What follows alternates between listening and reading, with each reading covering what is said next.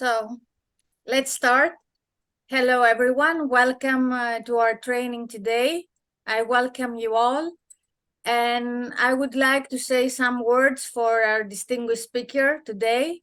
And for those that you may not know him, but he's very famous in Toastmaster. Mohammed Murad is from United Arab Emirates, and he was international president during 2014-2015. He is a senior police officer. He holds several academic degrees, and he has more than 28 years of experience at the director and chief executive officer level in emergency medical services, management, human resource development, and strategic planning for organizations. He holds a lot of degrees, 2 master degrees, an MBA, and masters in quality management. Dear all, let's welcome distinguished Toastmaster Mohammed Murad. Thank you, Elena, and fellow Toastmasters. Thank you for being here. I have a friend who knows me. Out of all, probably he knows me most, Sunil. Sunil has been in our district and has gone back to India, but he's still with the district, and he's one of the great trainers. So if you have a chance to get him also, Elena, please do so. Good. So we will, Elena had talked to me about discussing conflict resolution. And whenever we say conflict resolution, there are certain things that come into our mind. And the first thing that comes into our mind is more of trouble rather than opportunity to enhance our leadership skills and opportunity to manage. And this is where conflict management comes into play. And I would urge everyone to have a shift in their mindset. Whenever we come across challenges, we need to understand that for every challenge, there is the flip side of it, which is opportunity for development. And probably this is the key element that would help us come closer to solving whatever challenges we have. The first thing is mindset. And it's interesting when we think about the challenges that we have had, we come to a conclusion that there was a start to it, right? So we say there is this challenge or the problem. We'll give a Toastmasters example. The problems with the district team started from the beginning of the year, of the Toastmasters year, or within a club. While in fact, most of the time, the conflict starts much before the announcement or what we perceive is the beginning of the conflict itself. And I'd like to give you an example by taking you through a small exercise. Now, what I want all of you to do is think within your own words, probably in 10 words, think of your definition of leadership. Okay, just a sentence of what you believe leadership is. I'll give you a few seconds to think about it.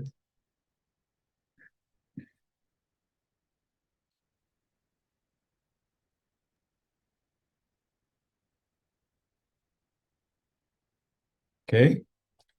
Now, what I would like everyone to do is unmute yourselves, all of you, no exception.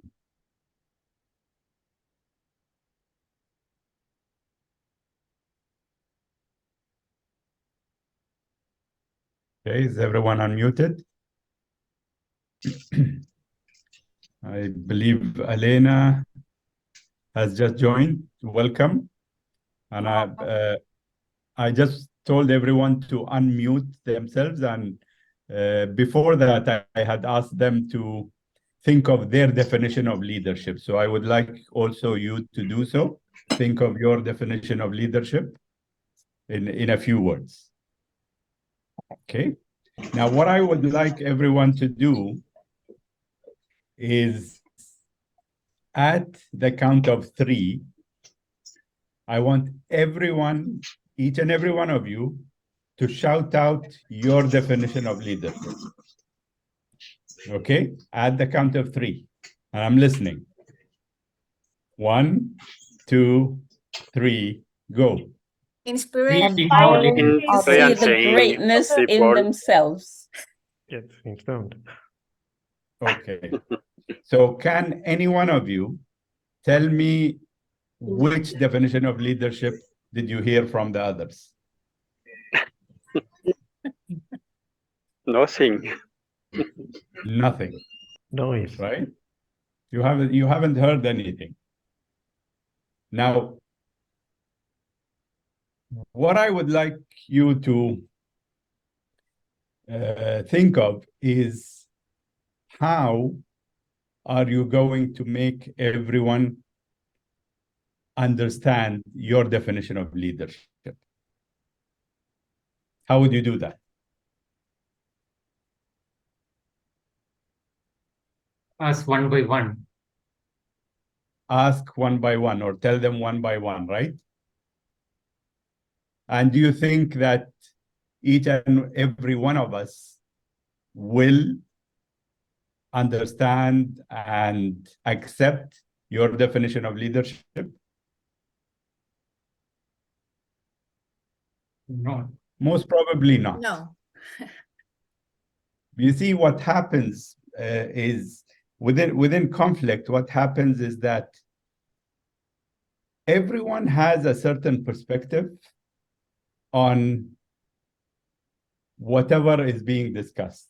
In this case, it is a definition, but if we are discussing a certain approach to solve a problem, there will be a solution from each and every one of us, right? And the conflict arises when we try to implement our perspective, to implement our way of solving things. And in doing so, just like what happened in you shouting out your definition of leadership, there's a cloud of noise that is formed on top of our heads, with everyone shouting out their definition of leadership, with everyone shouting out the solution that they want to implement in order to solve the challenge or solve the conflict. And this is where the conflict arises. The conflict arises from our mindset, from our perspectives first, rather than looking at it from someone else is behind the problem. Someone else has caused the conflict. Someone else needs to listen.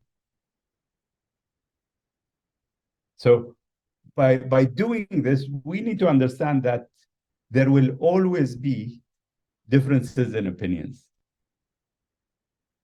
And just like Sunil said, the only way that you can tackle a challenge, a problem, a conflict, is by understanding it. And this is where he said, you need to go one by one and make them understand your perspective. So we will go through certain definitions or certain, whatever you will see is my understanding of what needs to be done in conflict resolution, but it is in no way the only way, and it is in no way the way that could be applied to each and every conflict, because every conflict is unique. Just like every Toastmasters year, we have a set of leaders come into clubs, come into areas, divisions, and districts. And their dynamics is so different that it makes them unique. So there is no magic equation. There is a template that if we are convinced by, we will be able to apply it to a conflict and be able to come out with an outcome which is acceptable to everyone. Probably some of the times, or most of the times, we seek for everyone to be satisfied with solutions, while the key is for people to accept. And there will be different levels of acceptance, and that is okay.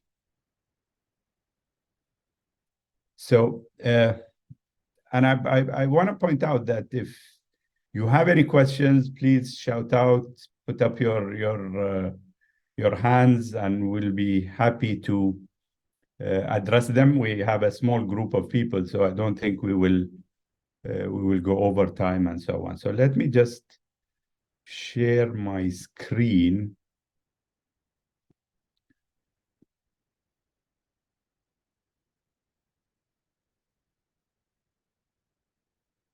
Is the screen visible to everyone?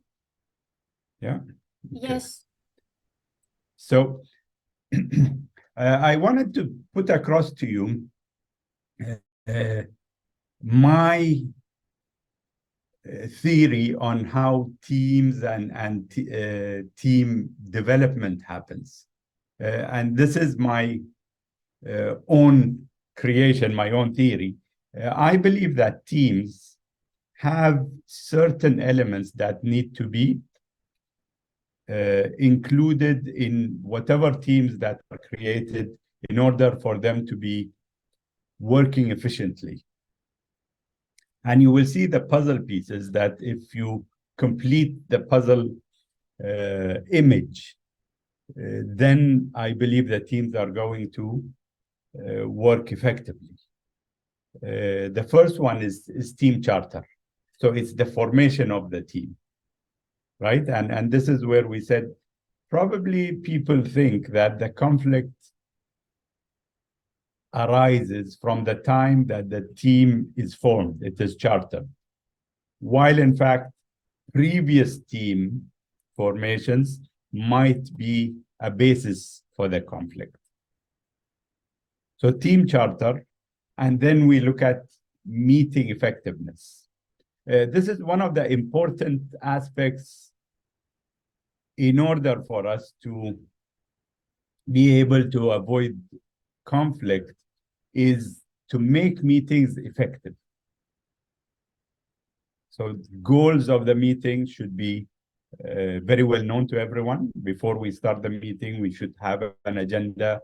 We need to understand the background information that needs to be given to everyone, and then go through the meeting in a systematic way. And if you are a member of the district, you would know that we follow Robert's Rule of Parliamentary Procedures for conducting business. And that's a process that would prevent us from deviating, would prevent us from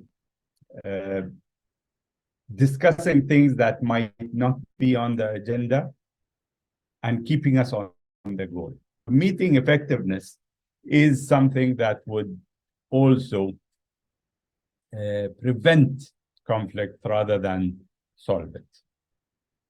Problem solving is another aspect of teams that is inevitable for it to happen. Has anyone been part of the team and it has been smooth sailing throughout the year and no problems happen? I'd be happy to see if there is anyone. So far, over the years, I've not seen any team that has not had problems arising and conflicts happening. This is where the next one would come. The next piece, which is the main topic of our session here, and we'll go into detail with it. The problem solving and conflict resolution go hand in hand. And I would like to draw your attention to the difference between problem solving and conflict resolution. You see things that are involved in challenges coming across within teams. And the two aspects are processes and people. So problems address processes. Conflict resolution addresses people. And if I may ask, which one do you think comes first?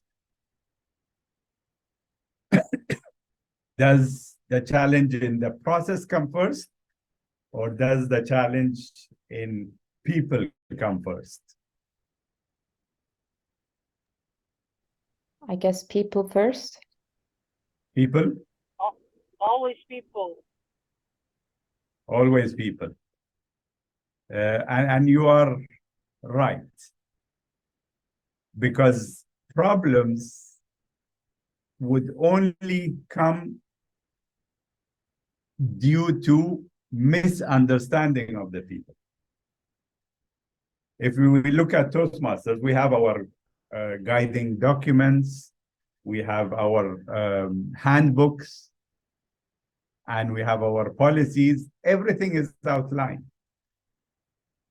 So the process or the problem, if it arises through misunderstanding of the documents. So if there are two people who misunderstand some process within Toastmasters, then the conflict arises.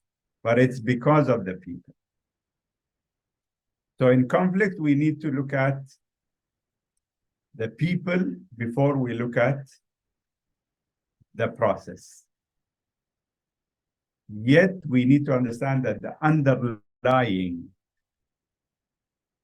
basis for solving everything is the process. Because if we come to an understanding in the process, then the conflict may be resolved much, much more easier. So conflict resolution has got a lot to do with teams. So let's look at some components of a conflict. One of the major components of a conflict is communication. And we are in an organization of leadership and communication development. So communication creates a big factor in us understanding.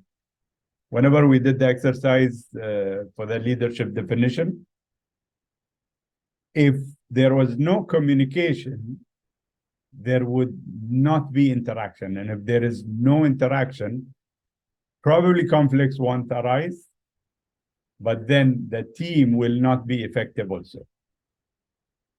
So communication. competition is probably something that not many people look at whenever we are in teams.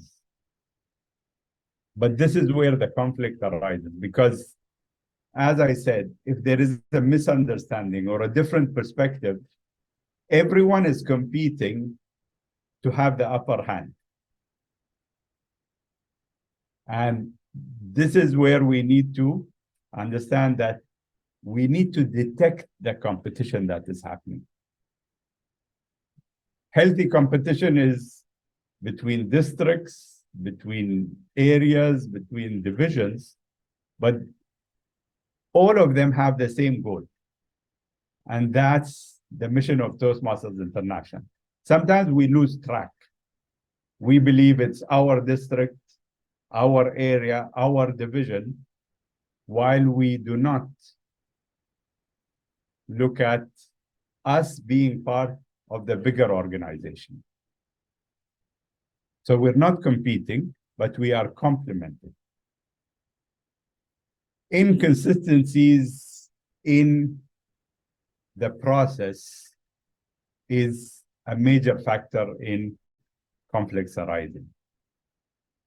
Diversity, you saw that diversity is one of the puzzle pieces in the teams, and that's both an asset as well as a component for conflict.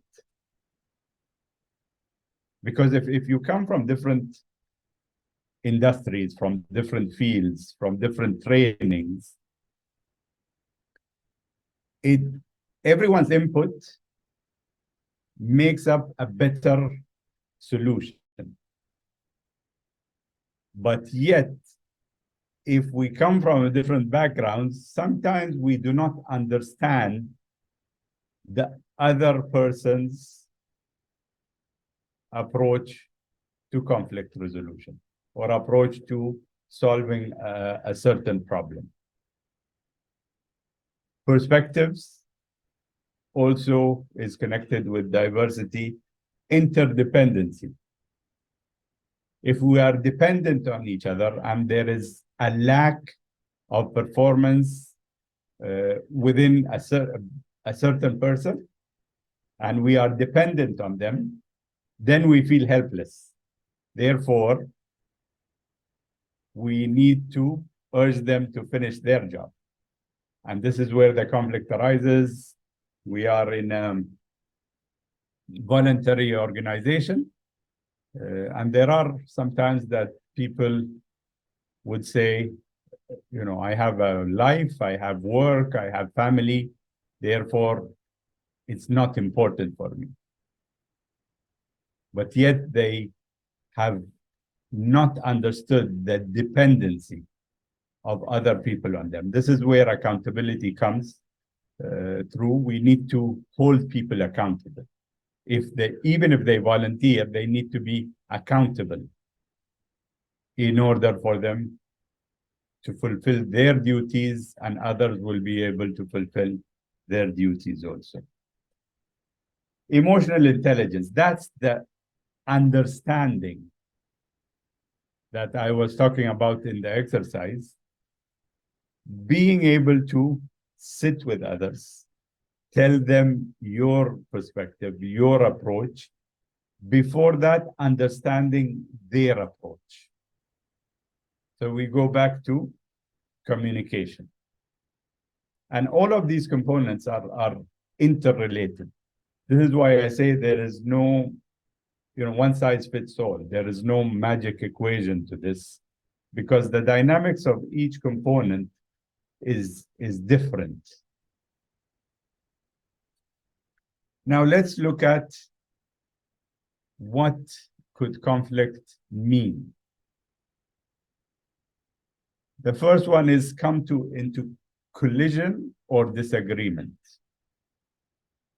right? So group of people, and there is hard lines that are drawn in between what needs to happen.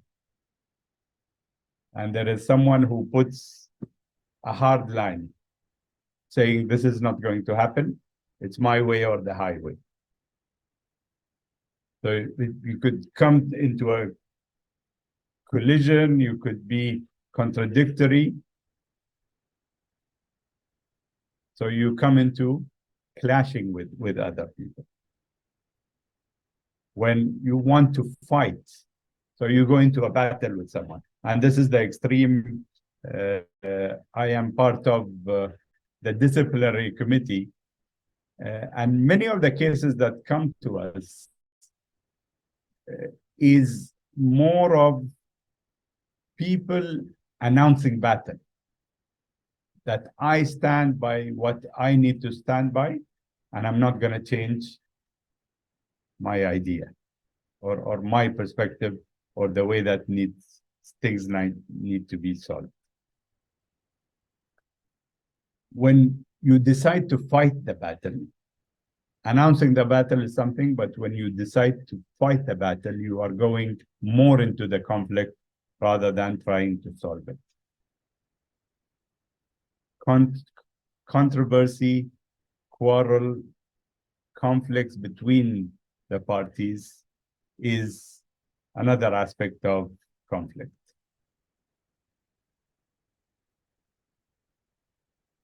So the question that would come up to your mind would be, what is it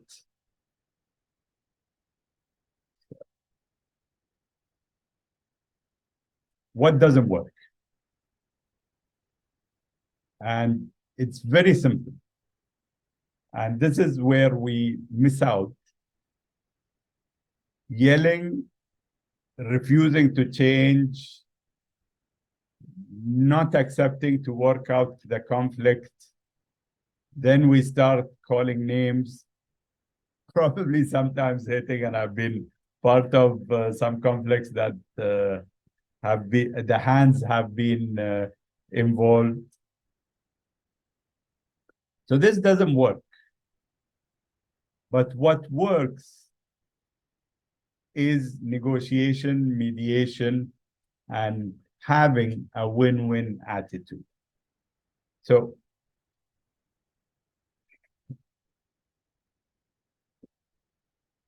I want to draw your attention that whenever the word conflicts come across, we need to understand that conflicts can be positive. And this is where I started. I said, we need to look at it from a different perspective. And if everyone understands that a conflict can be positive, and it's a way or a stepping stone for us to develop in a much faster pace than we used to, then it's a path to success. How many people have come across conflicts when COVID hit? Within the realm of Toastmasters, have you come across any conflicts that happened while discussing, for instance, going online or keeping it face-to-face? Would anyone like to share? Yeah, my very large group suddenly became much smaller, and I was stunned that the leadership started canceling meetings, and the belief that, well, we don't have enough people to warrant having a meeting. And I was devastated. And I tried to convince them when they kept reducing, they kept saying, if we ask less of people, then that will be the solution. But it's quite the opposite. You just have to give more, I believe, when you're struggling.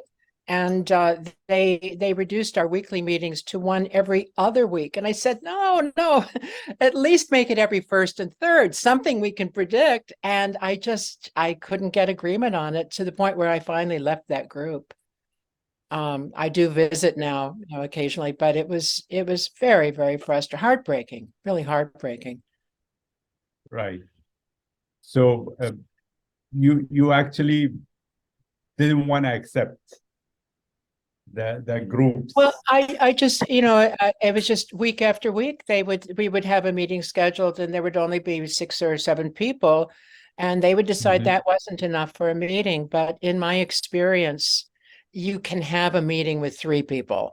You just, it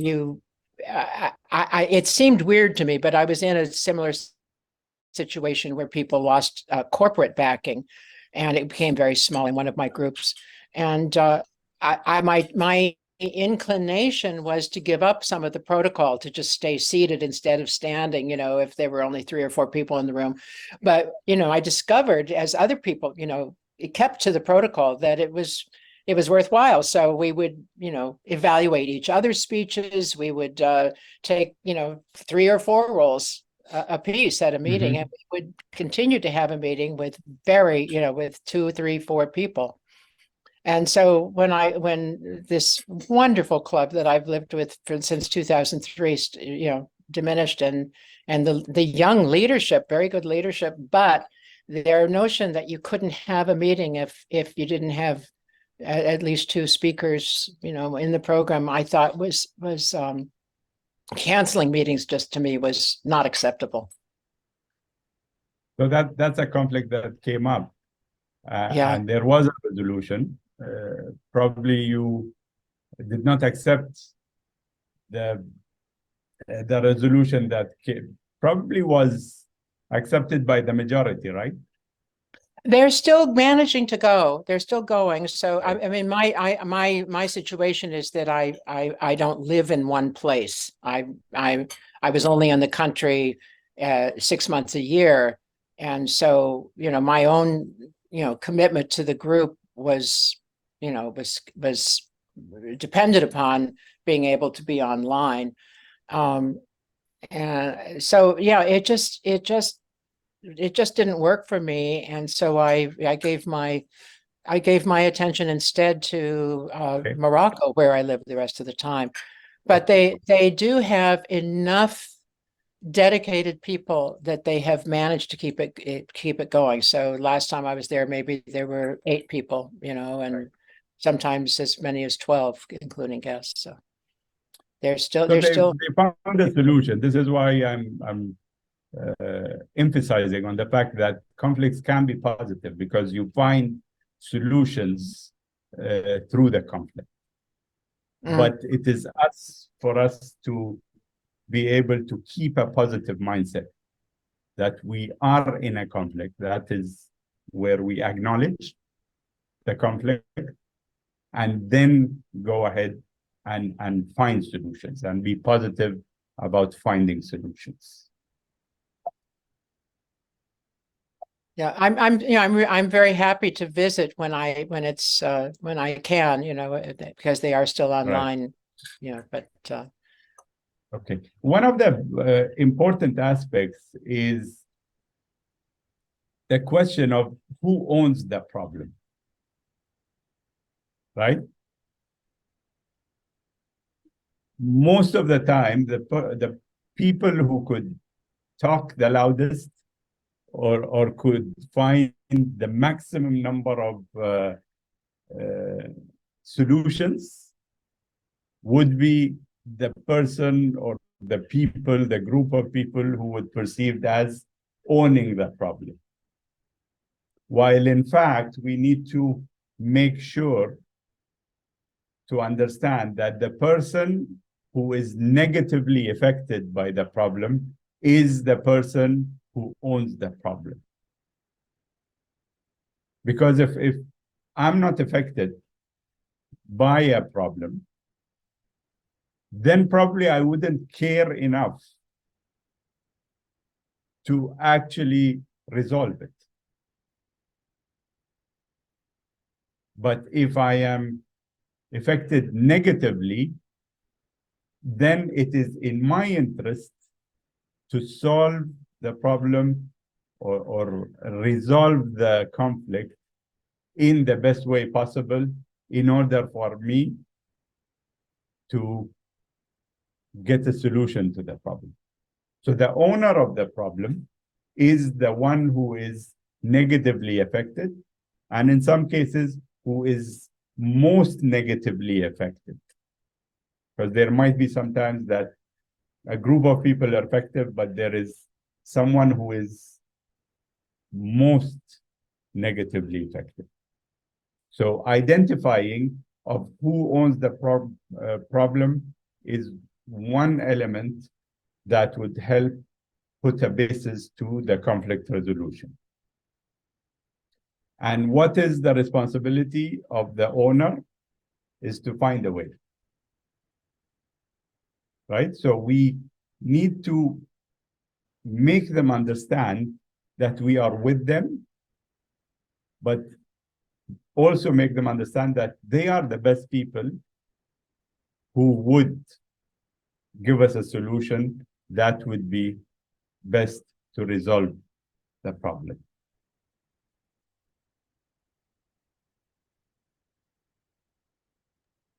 Win-win. And if there are two to be negatively affected, how does it Sorry? work?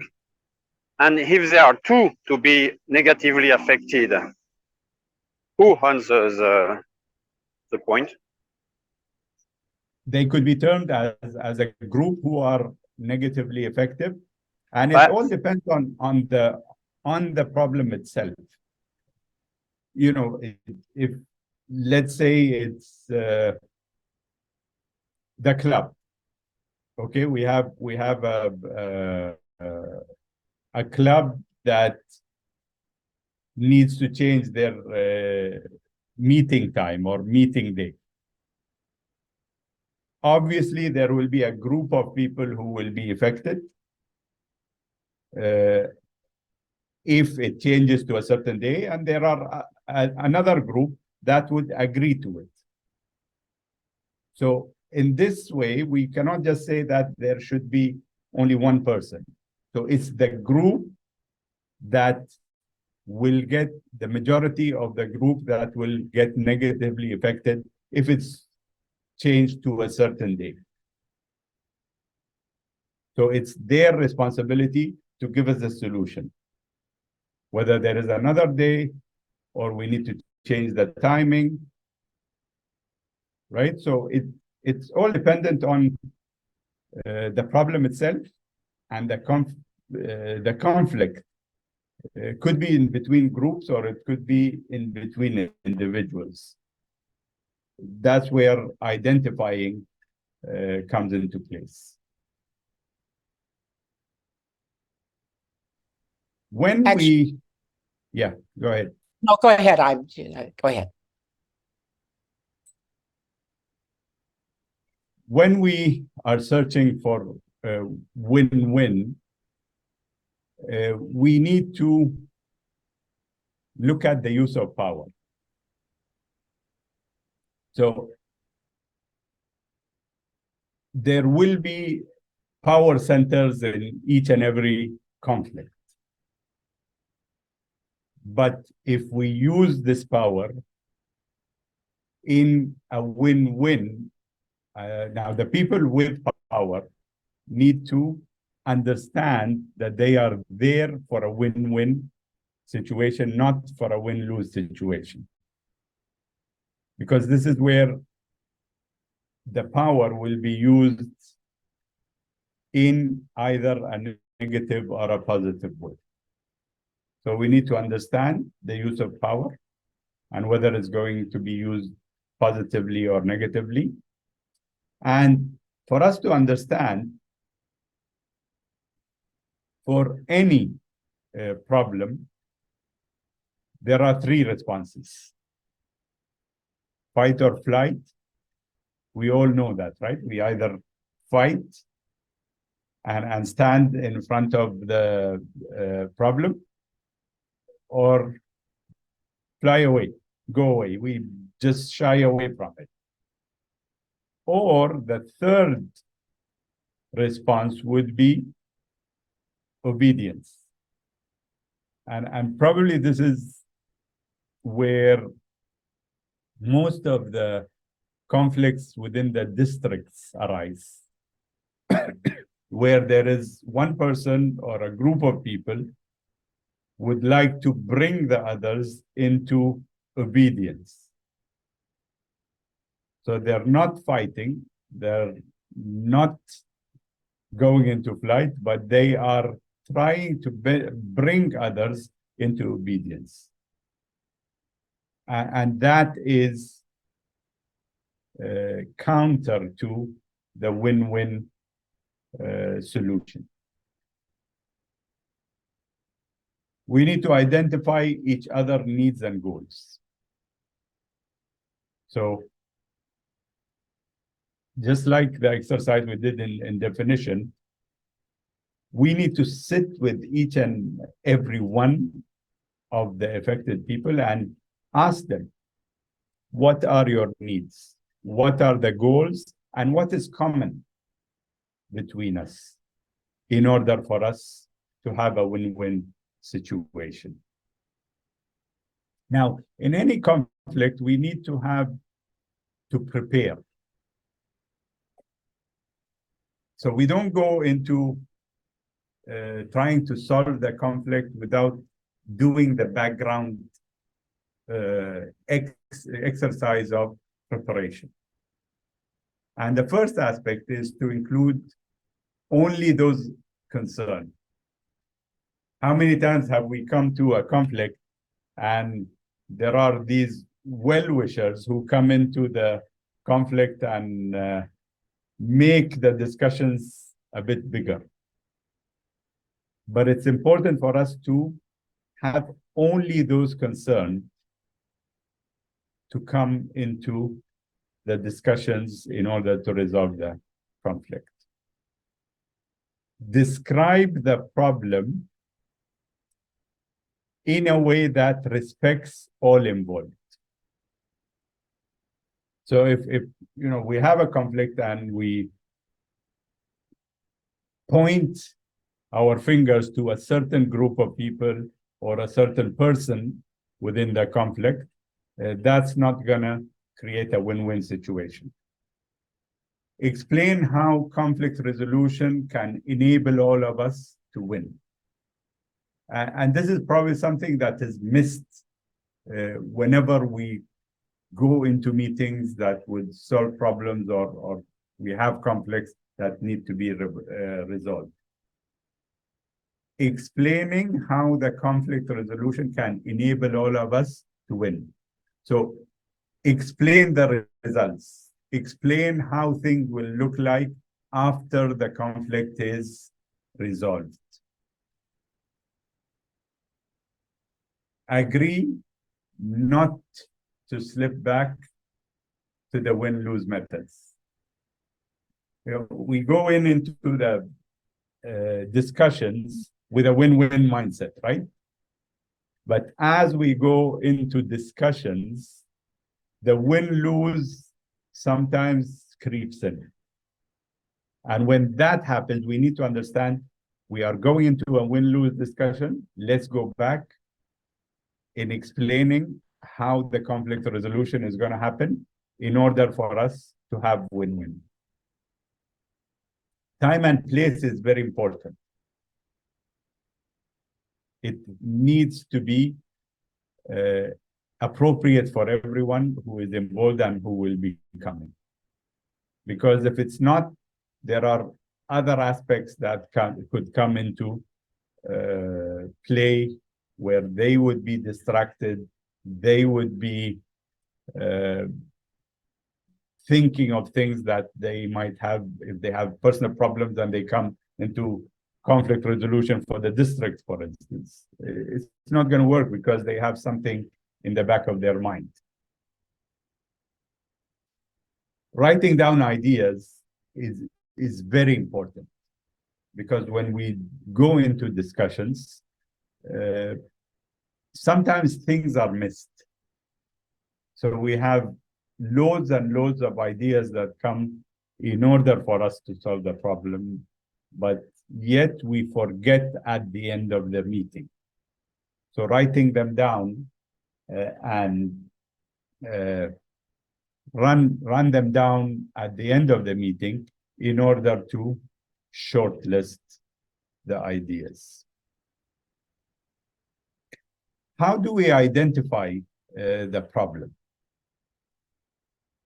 Always when people are involved in conflict resolution, they use the I messages to explain their own concerns.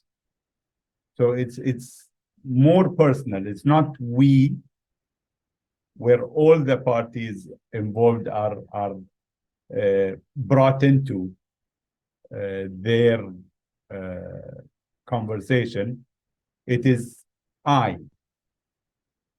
Therefore, you're not forcing other people to join with you in making sure that you are the one speaking for the group. It's more of an individual opinion, which could be collectively agreed upon at the end. Use reflective listening to hear and acknowledge the other's needs and basic goals. Reflective listening. So attentive listening, but at the same time, once the person is finished speaking, probably it's good for us to reiterate what we believe we heard, so that there is no misunderstanding. Remember the communication, the first element in conflict resolution. So we need to make sure that we understand exactly how things were conveyed to us. Evaluate exactly what each of your actual needs are. Being precise, I believe, has helped me in everything in my life. Actual needs are with the problem. So you list the needs exactly and precisely rather than keeping it wide. Don't accept sudden promises not to cause the problem. So promises are you know, I was involved in many elections till I got to international president. And within my journey, we go into campaigns and elections. And I have come across a lot of people who are paused with the questions during the campaign from districts, for instance, when I was running for international director. And they give us suddenly their own problem within their own district. And they expect us to promise them to solve the problem whilst we are on the board. So sudden promises might cause a lot of problems, or accepting the promises that are haphazard just to close the matter sometimes might cause an issue. In my opinion, there are 3 levels for effective conflict resolution. And these might not be the only levels, but they are the major aspects that organizations use. They are aspects that even we within Toastmasters use. The first and foremost is mediation. Even in conflicts within districts, when it reaches to world headquarters, the board actually assigns a mediator in order for the problem to be looked at and resolved if possible. And those mediators are people with experience, people who are respected within the same community, and people who can bring thoughts together and bring people together. So it's important, the choice of the mediator is very important. Negotiation, where it's more of sitting face to face between parties, between two people, if the conflict is within two people, sitting face to face and work out things together. When is it better to have a mediator? When is it better to have a negotiation? It all depends. We need to write down the needs and be able to list the issues in order for us to decide which one is better. Is it a mediator, or is it negotiating face to face between the differing parties, or is it arbitration, which involves a third party and is instituted when negotiations and mediations fail? So arbitration comes in after these two fail. So the first level is mediation. The second is negotiation. Probably mediation also will bring in a good basis for negotiation. And if those doesn't work, then it's arbitration, which goes to a third party. So arbitration is sometimes in courts, or some cases, it goes to arbitration where a third party who has some authority is involved in order to go into discussions and solve the conflict. So 3 levels.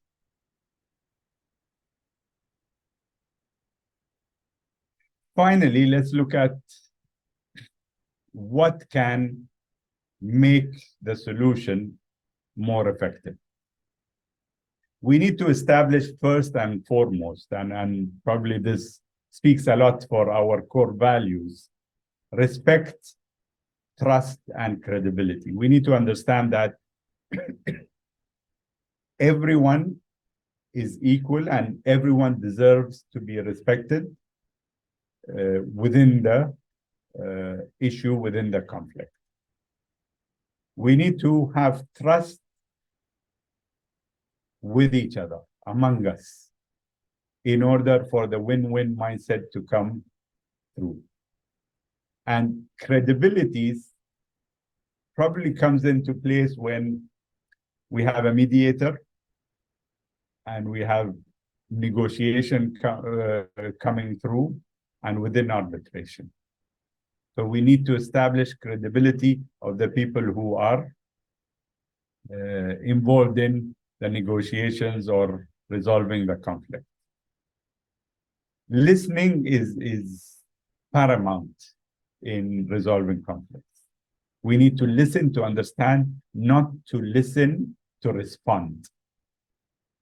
Very different. Listening to understand, that means attentive listening and being able to let people finish in order for us to articulate what they said, and therefore we understand, and then reply. Posting questions rather than telling them what to do.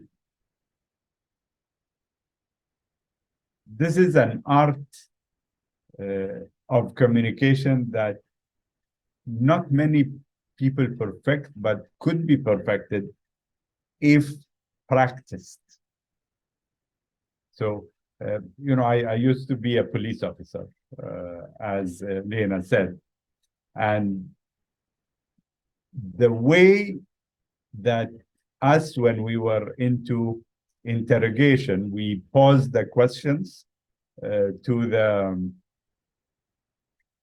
criminals or to the witnesses and so on, would make a big difference in how the other person perceives us. So posting the questions, whether it's closed questions with a yes or no, or it's an open question where you invite them opening up, is much better than telling them what they need to do, or telling them, you need to explain it to us in a better way. So it's asking rather than telling. If you are an observer, like a mediator, for instance, or if you are an observer for one side or the other, you need to be objective. And it's advisable that each side has their own observers. So whenever we do training, and we do case studies or we do discussions, we always keep someone to look at the whole training or the whole discussion from a third party perspective, where they come in and tell us what they have seen from the discussions that have happened or from the situation itself. So observations need to be objectives, and if we choose observers, we need to choose them to be objective and not take sides. Stating thoughts and position directly and openly. So we don't hold back. We are open, yet we keep the respect and we keep the trust and we keep the credibility. We convey information clearly and credibly. Most of the elements in this solution is about communication, by the way. And communication is the key for us to be successful in any conflict resolution. And last but not least, advocating action. We cannot resolve conflicts unless we advocate action. There has to be action at the end of the discussion. There has to be action at any meeting that we have in order for us to resolve the conflict. And we need to list them. By the end of the meeting, by the end of the negotiation, what are we going to do? And what is expected from us doing certain things?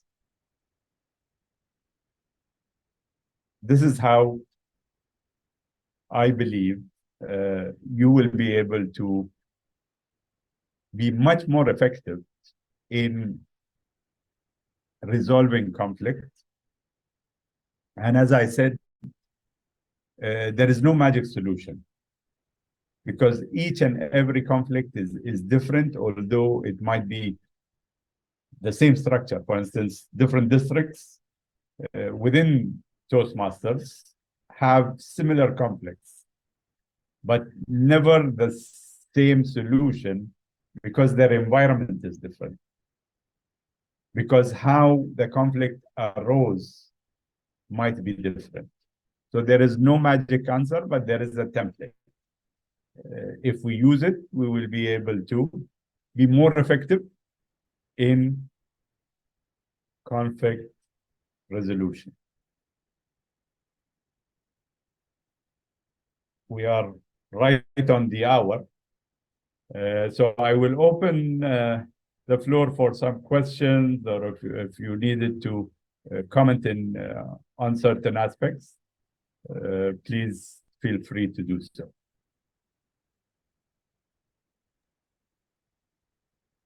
I have a question which I would like to ask. So first Sure. of all, thank you for the presentation on this interesting topic. Within conflicts, what I find very challenging is that when the emotions are already high. So Yeah. if you have people who it feels like they're in a dead end, how can I get them to turn around so that the discussion or like the searching for a win-win solution can continue? Mhm. Sometimes it's good to take a break. And if I understand the situation that you are describing, is that it has reached to a point that discussion is no more viable at that time. So sometimes it's good to take a break. Okay, we have come to this level, or we have come to this solution or discussion. So why don't we take a break and come back at a later time in order for us to continue? And now it's important, in my opinion, that whenever a break is given, even if it's for 15 minutes, for instance, or half an hour, when the tension is so high, this is the time that probably those observers or those who might take on the role of unofficial mediators could actually go and talk to parties in a separate setting in order for them to come closer when the meeting is being rejoined.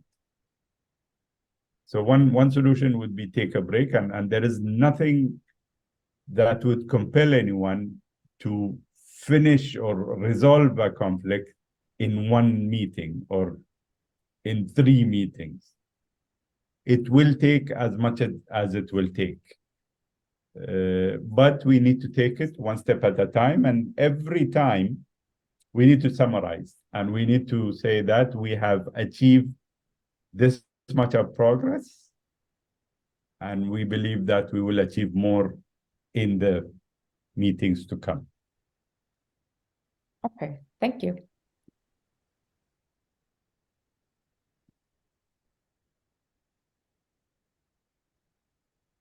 I have a question. Yes, ma'am. What are your thoughts about sitting such a situation just through?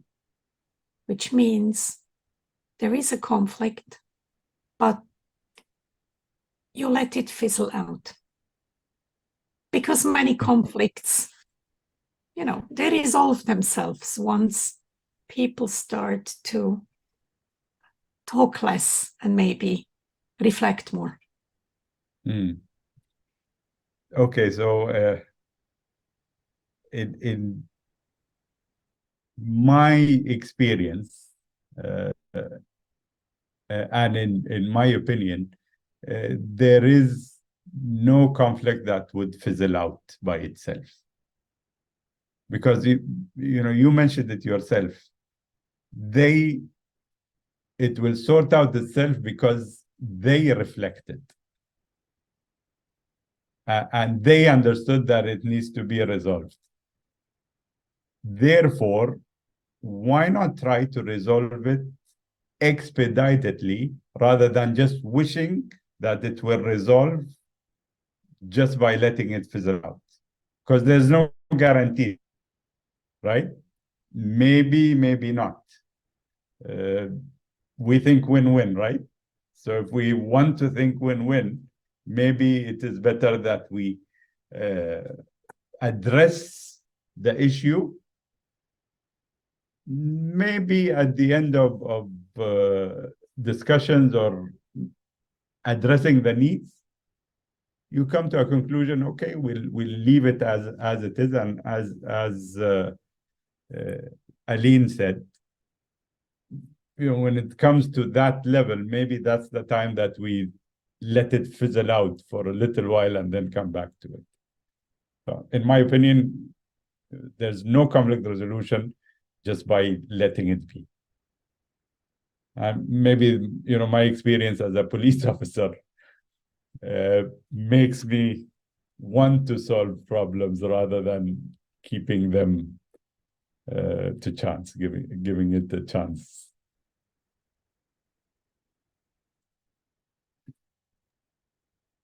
I would like to make a question too.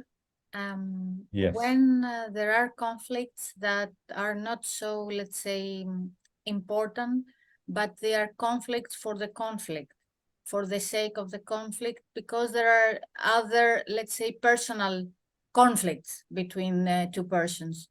How can we handle this? So what you're saying is that there is no process issue, but the issue is only people, right? Because we said that there's always, a process and people.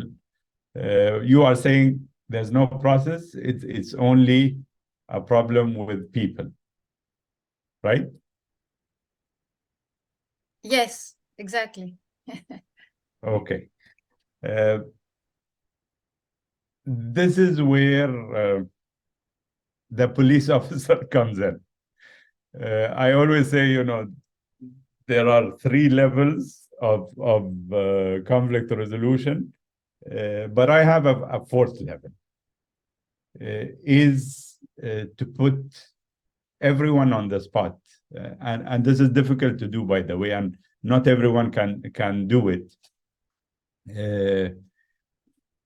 I bring them together and I say, you either solve it or you ship out. Right? So I'll give you an example. We had an issue many years ago, probably around 25 years ago. And we had an issue in our club. And it was exactly that. There was no issue of club process or club leadership. There were 2 officers within the same year who always negated each other, who always find fault at each other. And we tried to sit them together. We tried for the executive committee to solve the problem. Nothing worked. And it was affecting the club badly. And this is where the process comes in, by the way. So in a way, I'm saying that there cannot be a conflict of people without a process being affected. And what I did at that time, and I was part of the executive committee, I told them, if you are not going to solve this issue, then I will bring it to the club and we will expel both of you. Or I will propose to the club to expel both of you. And magically, they stopped. If they hadn't, maybe they would have been expelled. I don't know, because the club would have made the decision. But then you need to put a hard line. There are sometimes that you will need to become the police officer if there is no other solution. And see, I always say, once I become a volunteer in a district role, for instance, or I am the district director, and I have an issue with one of my team members, do I jeopardize the responsibility and accountability of 2,000, 3,000 members who are members of the whole district just because of my relationship with one person? Or do I hold myself responsible and accountable for all of them and be able to resolve the problem with this one person? I was the district governor, director now. It was governor when I was the governor in 2003. My webmaster and my public relation officer. At the beginning of the year, I set my plan and I put milestones for each and every person.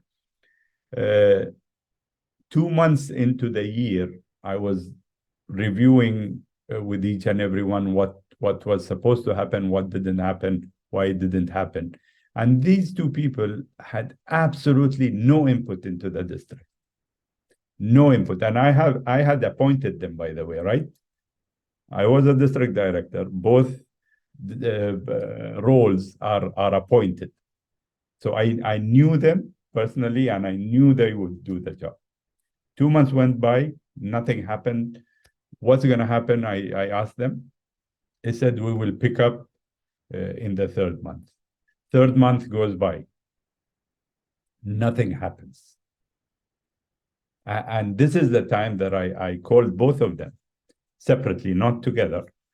And I told them, listen, I am going to remove you because I am accountable to all the members of the district and you haven't been doing your job.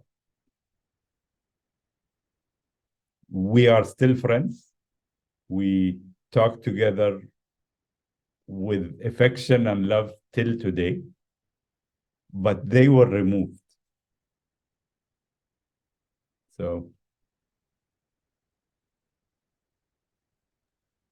become a police officer. It will help you.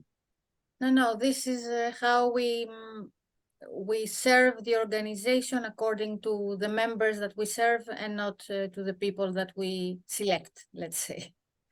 Absolutely. Absolutely. It's a matter of priorities, right? You set your priorities and you need to be true to yourself before anyone else. Exactly. So are there any other questions from you people?